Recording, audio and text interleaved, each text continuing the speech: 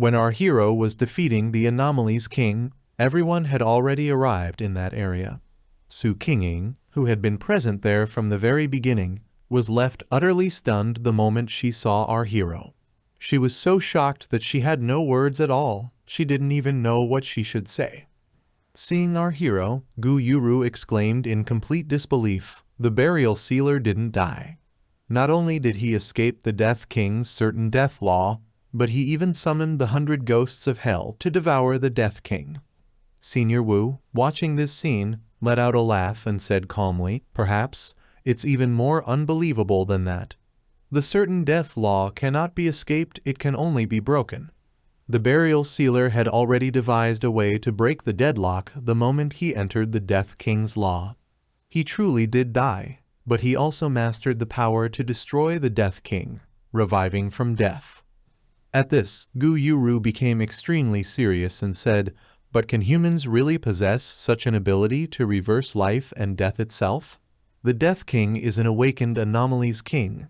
Could it be that the Death King has already turned the burial sealer into?" Senior Wu listened to her words carefully. Before she could finish, Galen spoke up firmly, "No, look closely. If the burial sealer had truly been defeated, turned into a puppet, or become a vessel for the Death King's parasitism, we would never have been able to save so many survivors, and the things he summoned didn't attack us at all." At that moment, many people who had been trapped inside the graves began emerging one after another. As everyone worked together to pull people out, someone suddenly shouted, "Hey, there's a girl here, she's badly injured. Her body's almost turning purple." The girl slowly opened her eyes and asked weakly, "What happened here? Wasn't I already dead?" Soon, someone's gaze fell upon our hero. One person shouted in panic, "Who is that? Why is he emitting the aura of an Anomalies King?" Another voice cried out in fear, "Death God! Is he the Death God? Does something like that really exist?" Then someone else immediately argued, "What nonsense are you talking about? That's the burial sealer, the Lord who saved us." Everyone began speaking at once, voices overlapping. "No, that name sounds terrible. Yeah, it's way too scary." Among the crowd, there was a little girl whom our hero had saved from a skeleton's attack.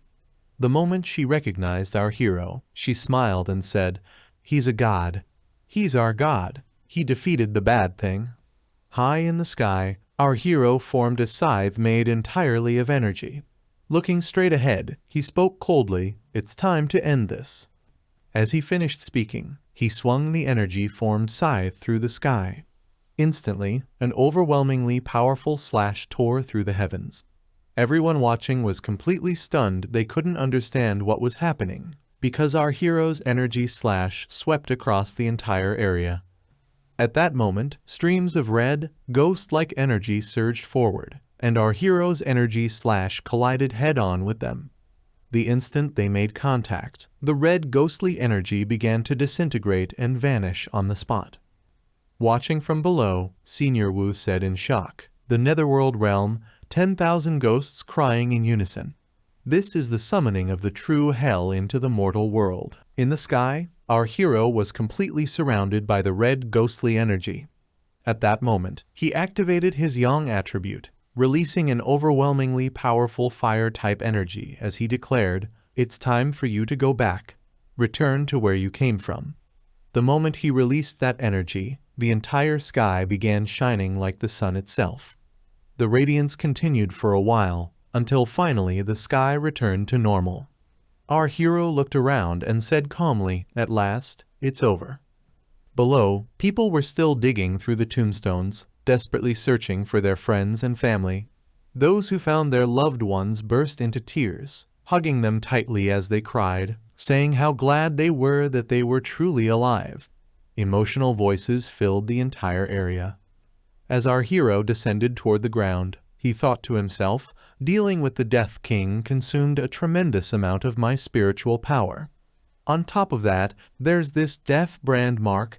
I wonder if it will cause any side effects later."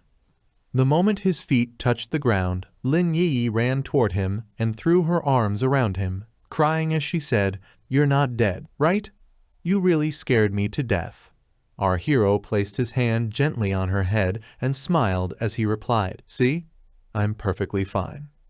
As he said this, he looked toward Su Qingying, who was walking toward him. The moment she reached him, she thanked him sincerely, then turned to check on her team members. Hearing her words, our hero smiled faintly and thought to himself, "Her younger sister is still alive.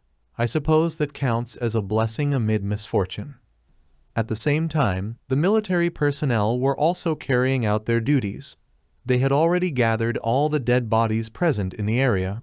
One person approached Senior Wu and reported, "Elder Wu, the estimated data has come in. The casualties in Moon City caused by the Death King are estimated to be about half of the total population. Most of them died because they had not awakened any abilities, or because they were swallowed by the tombstones for too long. A total of 1,500 non-Moon City Pathfinders came to provide rescue. Confirmed deaths are 50 people, 30 are missing, and more than 1,000 are injured." After hearing the report, Senior Wu nodded and said, "Post-disaster reconstruction, as well as compensation for the casualties and their families, must be properly implemented." Hearing this, Gu Yuru added, "God City will also establish an aid channel." At that moment, Galen spoke up, "Teacher, can we officially announce the awakening of spiritual energy now? How long are the Pathfinders supposed to keep hiding the truth from the residents? Right now, I feel that I'm far too insignificant. I simply can't save that many people." Listening to her words, Senior Wu replied calmly, "This isn't something you or I can decide so easily. People aren't as weak as you think. Through these repeated incidents, many have already begun to grasp the underlying patterns. Even those who haven't awakened as Pathfinders are still using their own abilities to prepare for the coming apocalypse." As he spoke, he placed a hand on Galen's shoulder and continued, "Galen, you don't need to carry everyone's fate on your own. Pathfinders each have their own missions. Doing what you can, within your limits, is enough." While the two were talking, Gu Yuru suddenly laughed and said, "I originally came here to support the burial sealer and to meet him in person, to support him. But now, it seems that's no longer necessary. Besides, he looks extremely busy. This battle has undoubtedly placed him in the position of a pillar of Xia Nation." During this time, the villagers surrounded our hero. Everyone looked at him with reverence as they spoke excitedly. One person shouted, "Lord Burial Sealer, you are our god." Another cried out, "If it weren't for you, I would have turned into a vengeful ghost in there. Thank you for saving me." Meanwhile, Senior Wu continued speaking with the others. Referring to our hero, he began explaining, publicly revealing Xia Nation's Pathfinder, the Burial Sealer, successfully laying to rest an already descended Anomalies King will undoubtedly serve as the highest deterrence to other countries. However, we must continue to keep the Burial Sealer's personal records and abilities confidential. At present, we already know that countries A, B, and C began monitoring and investigating him the moment he became famous. But regarding his core data and abilities, they know nothing at all. He continued seriously, "Once the Moon City incident is made public, they will believe that Xia Nation, through the Burial Sealer, has already figured out the laws of the kings. This is something the entire Blue Planet has yet to achieve. Regardless of whether they plan to unite against Xia Nation or not, they will not dare to act rashly.